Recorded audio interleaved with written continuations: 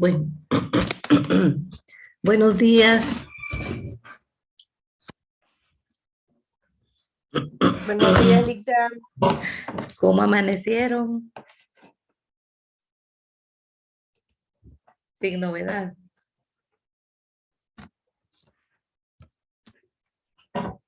Bueno,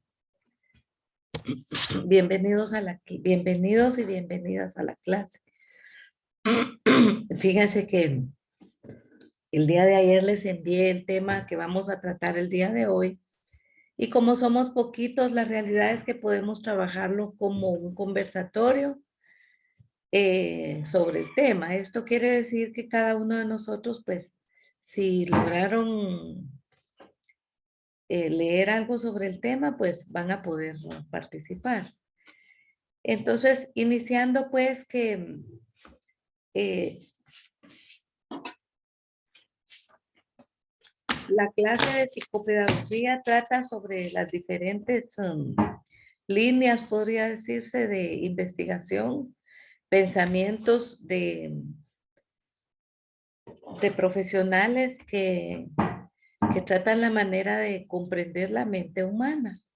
Y en el caso de nosotros como docentes, pues sí es importantísimo conocer todo ello, porque cuando damos clases, por ejemplo, yo he sido maestra por muchos años y actualmente pues en la universidad, pero fui maestra todo el tiempo de adolescentes. Y la verdad es que antes decían, yo escuchaba cuando decían, es que lo peor es dar clases con ellos. Y como yo ya estaba ahí, yo decía, pero no, si tan, no, no, yo no veo problema, ¿verdad? Eran tan dóciles, aparentemente, pero la realidad es que ellos sienten una amenaza cuando, por ejemplo, se les regaña, o sea que muchas veces a nosotros los maestros no nos, no nos llegan a querer posiblemente porque tomamos el papel de mamá, ¿verdad? De mamá de ellos o de papá. Entonces ellos están escépticos a los regaños, pero cuando uno entra en ellos con cariño, por ejemplo, y se acerca uno a ellos como amigo, ellos abren su mente, ¿verdad? Y uno puede entrar en ellos. Entonces, cuando yo estuve dando clases a adolescentes, uno aprende, ahí sí que se hace un psicólogo, porque cuando yo calificaba el cuaderno, eh, bueno, de la clase habían 5 que, unos cuadernos tan limpios, tan ordenados, pero aquello que daba gusto. Y luego venían los que medio le hacían, ¿verdad? O sea, los mejores. Otros que sí trabajaban bien, pero no tanto. Y habían unos que no se les sabía la secuencia del cuaderno, ¿va? No se sabía dónde comenzaba, dónde estaba el ejercicio, eh, que hasta la letra tiene mucho que ver, no se entendía la letra y era un solo desorden. Entonces, ahí podía darme cuenta que habían 3 clases de alumnos, los que siempre quieren tener bien, los que a mitad y los que no, no, nada, ¿verdad? Entonces, eh,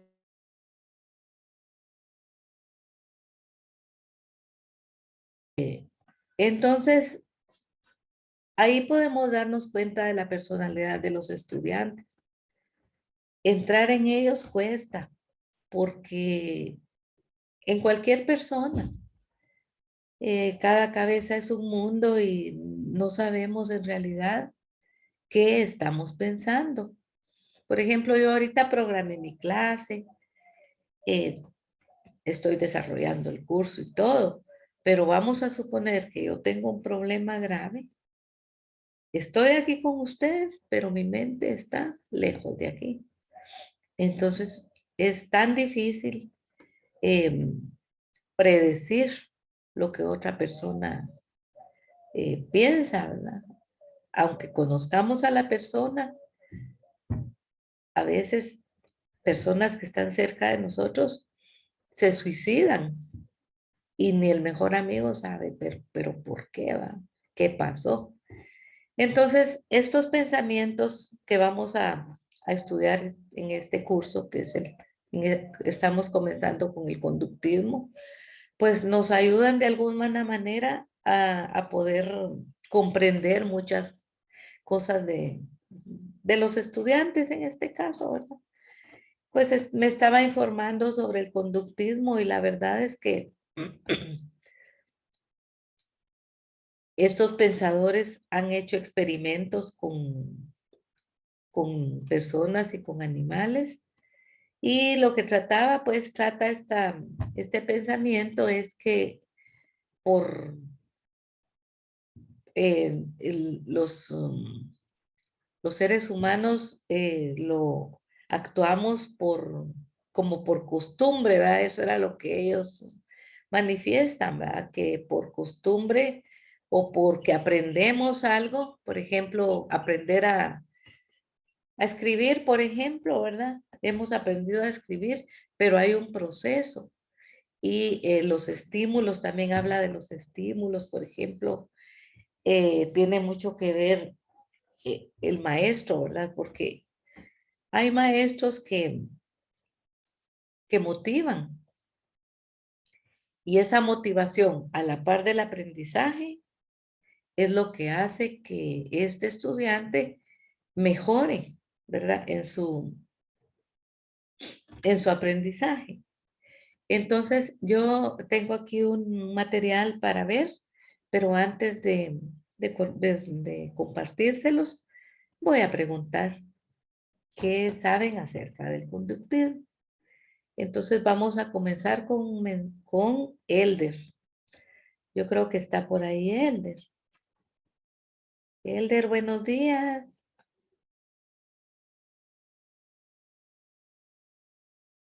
Elder. Y si no, entonces pasamos a darle la oportunidad a Esli. Licenciada, A Elder, buenos días. buenos días, Lick. Pues el conductismo o el conductivismo, ¿Sí? eh, pues es el estudio, más que todo, el estudio natural de la conducta, Sí, incluyendo la conciencia, la experimentación de cómo los seres humanos, cómo se comportan frente a determinada situación. sí, Según la psicología, pues es la forma de cómo se concibe el entendimiento de los diversos factores que tiene la vida, ¿vale? De las diferentes actitudes que uno toma también frente a una determinada situación. Estaba leyendo yo que la psicología, perdón, el conductivismo nace en el año 10 del 1930, si no estoy mal, de 1913, perdón, 1913, y decían que uno, pues la conducta, hay conductas de que son de origen natural y clásicas, por ejemplo, decían de que el olor, por ejemplo, a una comida, cuando el olor llega a uno, pues directamente el pensamiento ya dice, ah, bueno, es carne, por ejemplo, sí, o son huevitos lo que se está cocinando, son ya conductas que ya vienen de manera natural y es el conductivismo clásico. Y también el conductivismo, también el conductivismo que es provocado, el conocimiento que es provocado. Por ejemplo, cuando uno siente la sensación de dolor, ¿verdad, Lick? ujú, Tal vez eso uno no está algo, no es algo natural, pero al momento de que uno lo pellizcan o que uno se lastima, pues puede sentir ese dolor. Entonces, el conductismo trata de eso, de ver cómo la conciencia y el pensamiento van asimilando las diferentes etapas de la vida y lo día a día. Sí, muchas gracias por su participación. No sé si seguimos con Ellie. Buenos días, licenciada, Buenos días. compañeros.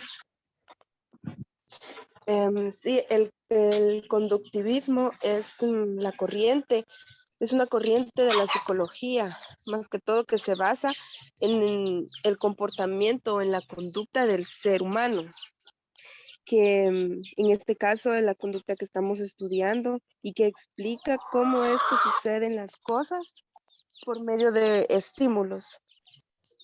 Solamente, licenciada. Gracias. Seguimos con Eunice. ¿Qué nos puede compartir, Eunice?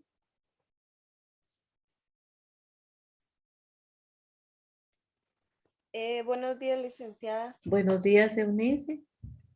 Yo estaba leyendo un poquito del conductivismo y ahí se refería de que el conductivismo, más que todo, son niveles, es una organización que nosotros tenemos dentro de la sociedad em, para nosotros poder, así que saber nuestra forma de actuar delante de los demás. Como decía Elder, nosotros estamos... em, nosotros ya tenemos como una noción de cuando algo no nos gusta, ¿verdad? Y no podemos evitar nuestra manera de pensar o simplemente el físico, ¿verdad? Cuando algo no nos gusta, rápidamente hacemos alguna cara o algo nos gusta, rápidamente también se nota en el físico, ¿verdad? Entonces el conductivismo dentro de la psicología es prácticamente de qué es lo que hemos venido aprendiendo desde pequeños, ¿verdad? Entonces, Sí. para mí eso Y se... por estímulos hacemos las cosas. Por ejemplo, bueno, si me haces la tarea, por ejemplo, yo te doy tal cosa. Entonces es un estímulo que ayuda a que yo lo haga. La condición, ¿verdad? Nos condicionamos. Entonces, por ejemplo, bueno, yo voy a hacer la tarea, pero la seño me dijo que si lo hago, ella me va a dar un punto más. Entonces, ahí se le está condicionando, ¿verdad? Motivando al estudiante. Como el experimento, no sé si vieron el experimento de cuando le dan de comer al perro y suena la campanita, entonces él está asociando el sonido de la campanita, pero con el olor de la comida. Entonces ya él sabe, dice, estaba viendo yo, ¿verdad? Que él, cuando ya le tocan la campanita y tiene la comida, que está el olor, entonces el sonido con el olor de la comida, ya el perro dice que está salivando, porque ya su cerebro logró asociar el, el, lo que, o sea, em, como ya aprendió él, el perro, aprendió a asociar el ruido de la campanita con la comida. No sé si vieron ustedes ese experimento. Sí, licenciada, y eso es muy cierto porque incluso en mi caso yo lo he puesto en práctica, porque mi perro, él en cuanto escucha el sonido de, por decirle, la bolsa de su comida, él inmediatamente levanta la Sí. cabeza y se dirige a donde está la bolsa donde le vamos a dar de comer. Y eso sí es muy cierto porque todos los seres vivos reaccionamos al mismo estímulo. Ujú. Fíjese que yo tengo una gatita y ella se va, pues me imagino que se va a dormir, pero no la miro yo que esté cerca. Pero ella, fíjese que como que no sé qué, pero desde que amanece, yo me levanto y se va detrás de mí a la cocina, porque yo le doy concentrado, pero ella es carnívora, ella es 100% carnívora, Tengo dos, una no come nada de carne, solo concentrado, la otra sí. Cuando yo riego a la cocina, ella es la primera que llega ahí conmigo. ¿Cómo sabe ella que yo voy para allá? Bueno, la otra, tal vez no está cerca y yo agarro un cuchillo. Y si yo quiero que ella venga, comienzo a mover el cuchillo, a hacer el ruido con el cuchillo. Pero miren, inmediatamente llega ella, se sube a la mesa porque ella sabe que yo le voy a dar un pedazo de carne o un pedazo de pollo. Entonces sí es cierto, ellos están aprendiendo, tienen el estímulo de un ruido que saben que está asociado con su comida. En este caso, pues es el ruido del cuchillo y solo hoy el cuchillo llega conmigo y es exigente y entonces le tengo que dar un pedacito de lo que yo estoy partiendo. Pero sí, entonces quiere decir pues que la conducta muchas veces depende del estímulo que nosotros demos, ¿verdad? Entonces luego estaba con Eunice. Ileana, no sé si está por ahí, que nos pueda compartir algo acerca del tema.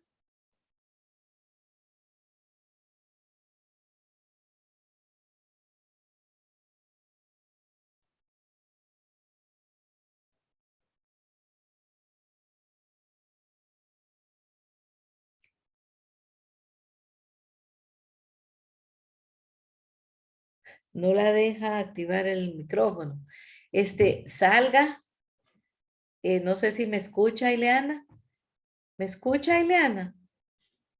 Para que salga y vuelva a entrar. Porque muchas veces así como que se reactiva su audio. Mientras tanto, yo voy a darle la palabra a otro compañero. Laura, Sí, licenciada, buenos días. buenos días, Laura.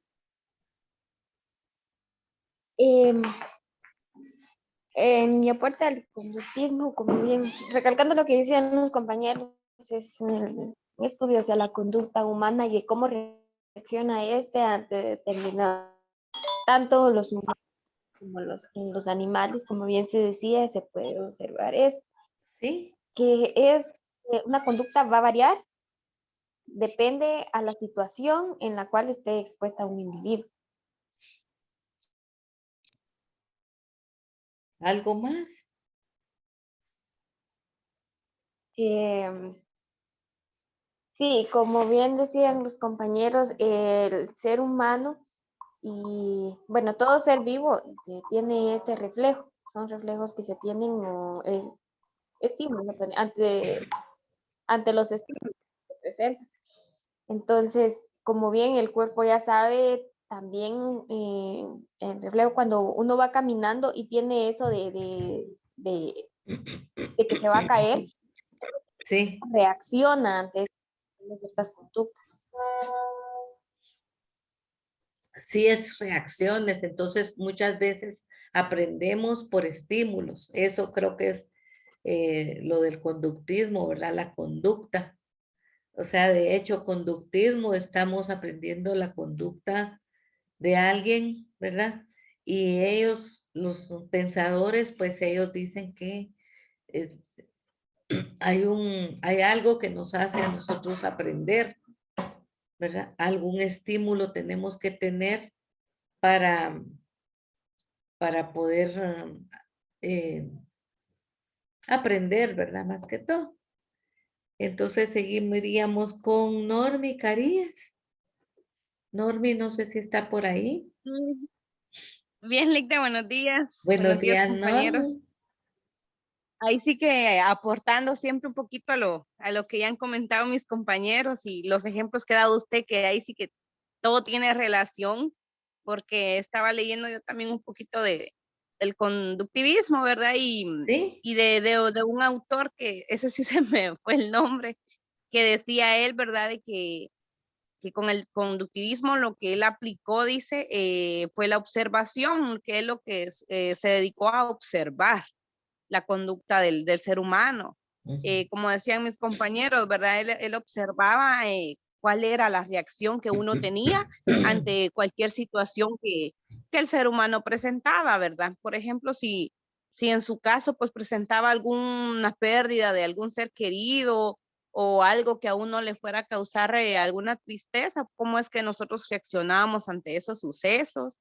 O si, por ejemplo, con el dolor, si usted se caía, qué le pasaba, usted cómo reaccionaba, si le daban una buena noticia o algo que a usted le guste. Él se dedicó a observar todo eso, todo lo del comportamiento de nosotros, cómo es, ahí sí que la conducta del ser humano en sí, y ahí sí que relacionándolo como con lo de la educación, ¿verdad? Como decía usted, Ligda, es cierto que los estudiantes van a tener diferentes conductas, porque, por ejemplo, en sus casas, pues todos van a tener diferente manera de vivir. Sí, Algunos, pues tal vez los papás les van a enseñar, ¿qué le digo yo? Tal vez un poquito más de educación y otros tal vez no, ¿verdad? Porque como desde ahí inicia sí, también cómo nosotros nos vamos a comportar en la sociedad. Si a mí, por ejemplo, mi mamá, ¿verdad? Si yo iba y me decía ella, mira, anda donde tu tía y a pedir un favor, lo primerito que me decía, si era temprano o en las tardes, vos vas a decir buenos días, por favor y gracias. Y así, eso en cada vez que yo salía me mandaba, me decía lo mismo, me lo sí, volvía a repetir. Ajá, porque hasta mi papá le decía, ella ya sabe que no sé qué, y ella siempre me lo volvía a repetir, ella me lo volvía a sí, decir.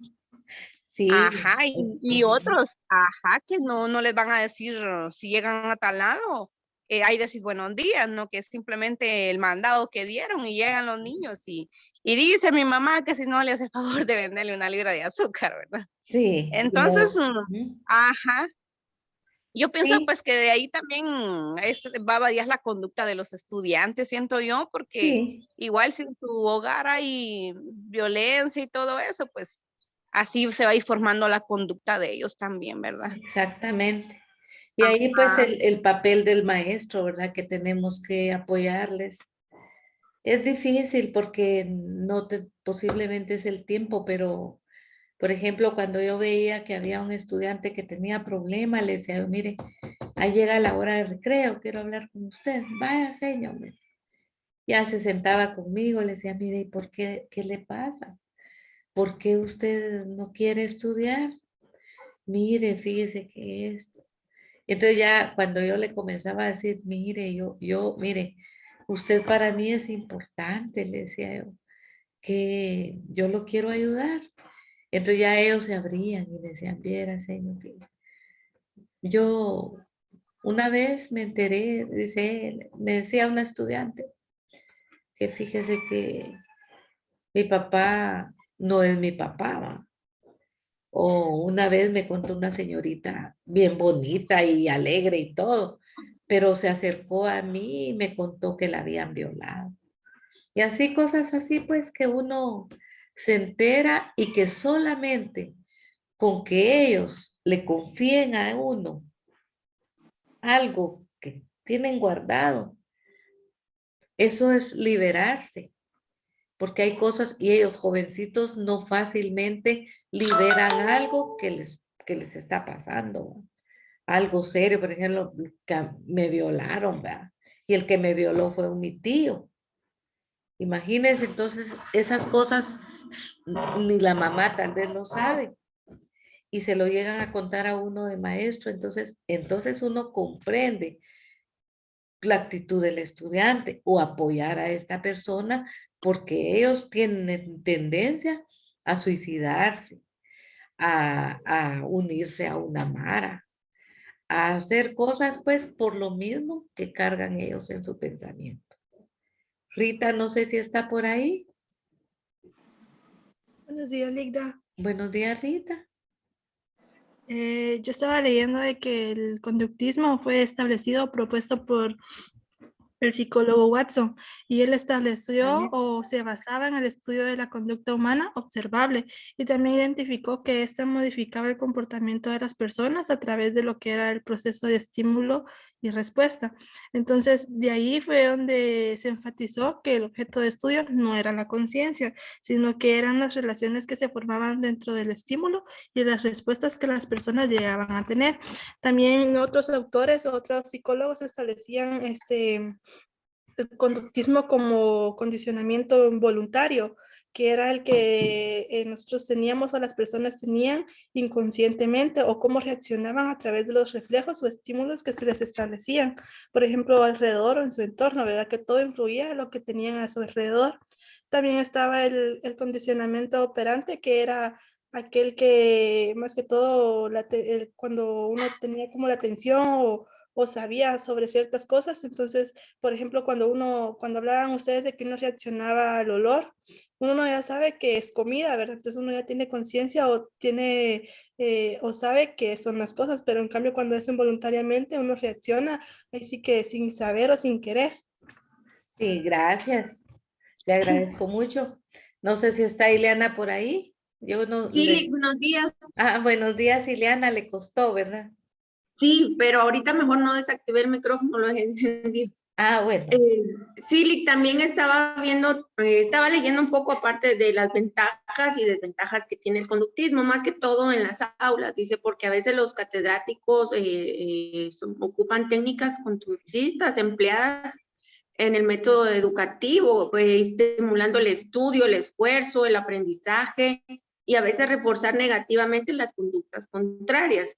También pues, un ejemplo de ellos de premiar las intervenciones, ¿verdad? Que a veces los docentes para estimular ahí sí que como digamos la participación, les mandan puntos o algo, o en caso de los niños de primaria que les ponen un sticker de un muñequito Sí. o algo que les guste, castigar malos comportamientos, quitar y sumar puntos, que también se ve más que todo en las áreas de básicos, ¿verdad? Y primaria. Sí.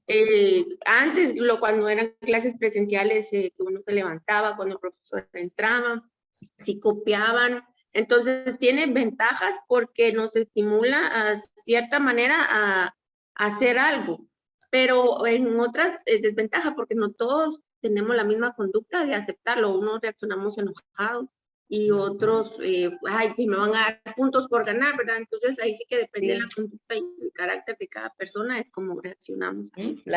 La personalidad, ¿verdad? Bueno, fíjense que les va a quedar ya la tarea, no sé si ya la tengo ahí en la plataforma, yo creo que ya la coloqué. En la hoja está este video y hay unas diapositivas. Y usted va a trabajar, ahí están los lineamientos de qué es lo que va a trabajar y cómo lo va a trabajar. Tiene que ver el video completo. Aquí yo lo voy a compartir con ustedes una parte del video porque es un poquito largo. Pero con todo lo que dijimos y lo que vamos a ver en el video, pues ya vamos a ir mejorando el aprendizaje en relación a lo que es el conductivismo. Me dicen si ven y si escuchan el video. 1879, porque ese año Wilhelm Wundt estableció el primer laboratorio de psicología en la Universidad Alemana de Leipzig. Antes, básicamente, formaba parte de la filosofía. Era el estudio del soplo vital o el alma, tal y como refleja su origen etimológico. Ahora pasa a ser el estudio de la mente, pretendiendo hacer de ello algo científicamente válido. Sin embargo, la primera gran escuela psicológica que ha influido hasta hoy es la psicoanalítica, fundada por Freud. Su método de estudio de la mente, su formación y sus problemas es introspectivo, es decir, el sujeto de estudio cuenta sus vivencias, percepciones, sensaciones, estados de ánimo, sueños, y a partir de ahí el psicólogo interpreta. Esto fue criticado inmediatamente precisamente por su escaso rigor científico. ¿Cómo determinar si el sujeto está diciendo la verdad? ¿Cómo medir las experiencias de unos y otros para comparar datos? ¿Cómo validar las interpretaciones del psicólogo? Era todo demasiado subjetivo, imposible de cuantificar y por tanto se consideró como no científico. Así, a principios del siglo XX, surge otra gran escuela psicológica que influye también hasta nuestros días y que es, ante todo, una reacción contra Freud y el psicoanálisis, y una voluntad de convertir a la psicología en una rama más de las ciencias naturales. Este es el conductismo. El padre del conductismo es el psicólogo norteamericano John Watson, que en 1913 publicó el artículo psicología como la ve un conductista. Watson quiere tener una aproximación totalmente científica a la psicología, para lo cual rechaza meridianamente el método introspectivo. El estudio científico de la conciencia le parece imposible. Al revés, se trata de hacer estudios solo basados en cosas mensurables, observables experimentalmente. Es decir, utilizar únicamente un método extrospectivo y limitarse al estudio de la conducta, del comportamiento observable. Para esto, a lo que se dedicó es al estudio objetivo y experimental de la relación entre hechos ambientales, o estímulos, y el comportamiento humano, o respuesta. Watson empezó así a experimentar en el campo de la psicología comparada o psicología animal, es decir, hacer estudios con animales centrados sobre todo en el aprendizaje, teniendo como base el reflejo condicionado. En esto Watson no fue el pionero, sino que se basó en los experimentos que estaba haciendo el fisiólogo ruso Pavlov con perros.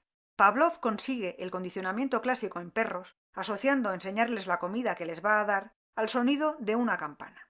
Con la repetición, los perros salivaban incluso sin ver la comida, solo por oír el sonido de la campana. Es decir, se trata de generar una relación estímulo-respuesta condicionada. El estímulo natural es la comida, el estímulo condicionado, la campana, y la respuesta condicionada, salivar al oír el sonido. Para condicionar al animal de esta forma, es necesaria la repetición y la actuación del alimento como refuerzo de la respuesta, es decir, se le ha de dar de comer inmediatamente después de que escuche la campana. Si esto deja de hacerse, la respuesta condicionada desaparecerá gradualmente.